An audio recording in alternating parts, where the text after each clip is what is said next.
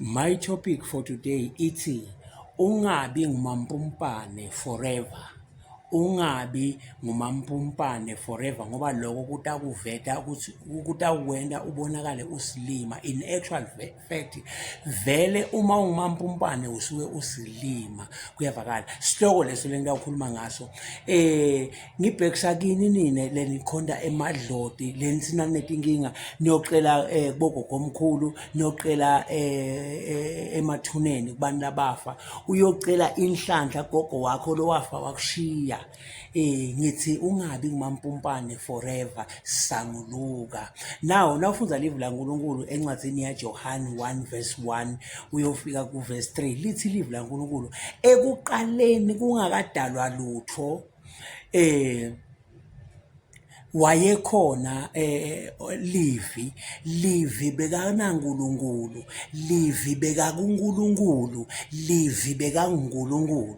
Lithi yena loyo lobekakhona ngqandi anaNkulunkulu konke kwavela ngaye ngaphandle kwakhe kude lokwadalwa. Now let's substitute these things now. Substitute simplify the verse. Malithi live laNkulunkulu nalikhuluma ngalive siyathi ukuthi sathi sonke ukuthi live likhuluma ngaJesu. Ngemavula vakalako lithi ekuqaleni kungakadalwa lutho wayekhona Jesu. Jesu wayekuNkulunkulu. Jesu wayenaNkulunkulu. Jesu wayenguNkulunkulu. Yena loyo Jesu lebekakhona ngqandi konke kwavela ngaye ngaphandle kwaJesu kude lobe kungaba khona. Now understand that this thing now. Uyalibona ukuthi limbeka phi Jesu. Lithi Jesu abe kuNkulunkulu. Mhlawumbe makuthiwa nje ukuNkulunkulu maybe usemathangeni, maybe usenhlitweni, maybe usenhloko or whatsoever, but ukuNkulunkulu. Then bese lithi bekana uNkulunkulu. Mina lithi bekana uNkulunkulu maybe usesayidini, maybe ungalanga esincane noma usemva kwakhe noma usembili. Liyabuya lithi ke manje lo Jesu bekanguNkulunkulu. Uyabona ke manje ukuthi leli verse likhuluma lithi excuse me. Now lithi no msamfuna lena nalena lo Jesu. Lo Jesu ungulo nkulunkulu kuyavakala. Liyaqhubeka ke leli live laNkulunkulu lithi wayekhona ngqandi konke kwavela ngaye ngaphandle kwakhe kude lobakhona. Lokusho ukuthi uma ufunza incwadi yaGenesis chapter 1 lithi live laNkulunkulu uNkulunkulu wadala izulu nemhlaba wakudala ngemavi wayekhuluma emavi athi akube khona lokhu kuvele kube njalo. Ngemavi lavakalako uNkulunkulu naye konke lakudala according to the verse ngoba lithi konke kwavela ngabani ke ngalivi ngaphandle kwalivi kude lobe kungaba khona. Losho sina uNkulunkulu ucobo lwakhe abesinakata udala athi ngalivi noma ke ngaJesu akube khona lizulu nemhlaba kuvele kube njalo. ngaJesu akwehlukaniseke emanti laphasi nalasetulu. ngaJesu akwehlukaniseke bumnyama nekukhanya. ngaJesu emanti akavete tilokatane noma ngetilwanyakatane tasele emantini netinhlandi. ngaJesu umhlaba awumilise tibhitfo awuvete tilwane ngaJesu. Now buka this thing. Nangabe uNkulunkulu konke lakwendako ukwenda ngaJesu bewungibani ke wena ukuthi utawuthi nangabe uphethwe inhlupheko uphethwe ukugula uphethwe ukuphuya bese uyoqela kugogo wakho lo wafa aluphuya awabile lo wafa athi gibelela imfene angenayo nemali yekuthenga nje isikorokoro wena soyocela inhlanhla kuye. uNkulunkulu kudala konke wakudala ngaJesu.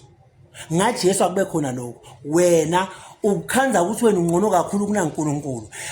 Nako ushona uyokhuluma nabomakhuzimela kwenile. Uyocela inhlanhla kubomakhuzimela kwenile. Uyocela inhlanhla kubonsibaze gwalagwala. Umhlolo muni wona lo awutiboni yini ukuthi ungumampumpane. kukhona emadloti kubumpumpane lobo. Ingako athi umprofethi Isaiah ifunwelani indlela labaphilako egameni labafile.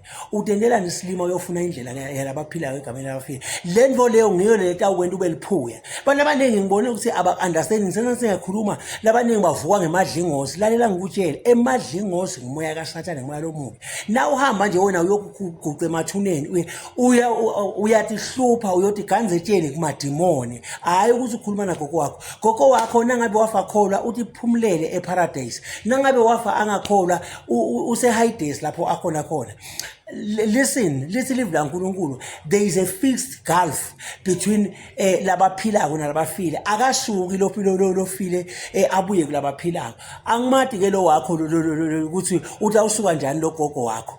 Awusathi yini awuyathi yini indzaba yadevasi isicebi. Akasuki umuntu lofile kulabafile abuye because there is a fixed gulf.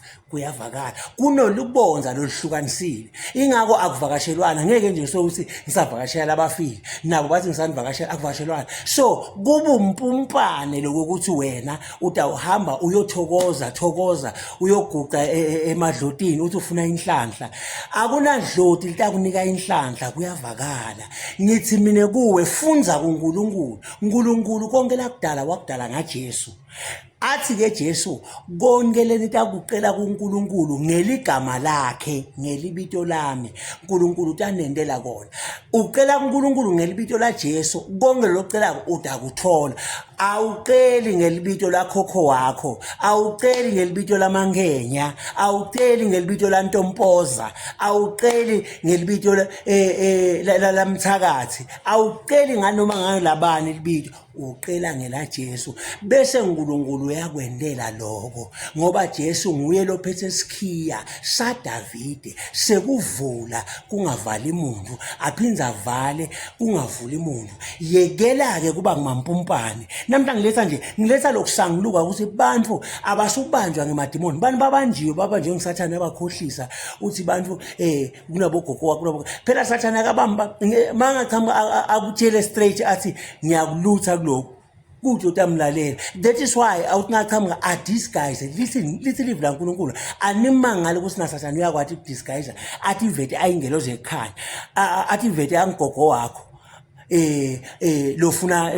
lofuna lihiya lelimhlophe lofuna imbuthi lofuna tshwala utabunatha ngani lo tshwala ngoba kanamlomo. Listen to me. Kwala mhlabeni kusala la mhlabeni gogo wakho akasekho la mhlabeni akasena sabelo la mhlabeni. Live la uNkulunkulu nendishi yakhe ekudlela ayisekho ngoba akasena sabelo afuthi la khona akasena mavundlo akasena maqhubu akasena luthando akasena nzondo. Sekuphelile kwakhe kwala mhlabeni. Unake impilo lensha ngale kuyavakala. Bengeke kulungisisa nje mzalwane ngithini yekela kuba mampumpane. Thatha Jesu. NguJesu lokhulula umuntu ekuboshweni kwakhe ethi inhlupheko. Sathane ubambe umhlaba wonke ngebuphuya. Buphuya is one of the greatest thing labambe ngayo abantu Sathane. Namuhla ngifuna ukukhulula ukuthi akusuye gogo wakho kodwa akhiphe ephuyeni. Akusuye Ntompoza, akusuye noma ngangibani bathakathi bangakini abantu akhiphe ephuyeni kodwa ngiJesu uqobo lwakhe. Igama lenkosi malibonge. Prophet Wandile uthi so usayindawo yakhesha ungabi ngumampumpane kumnanzi kuphila kuzowela.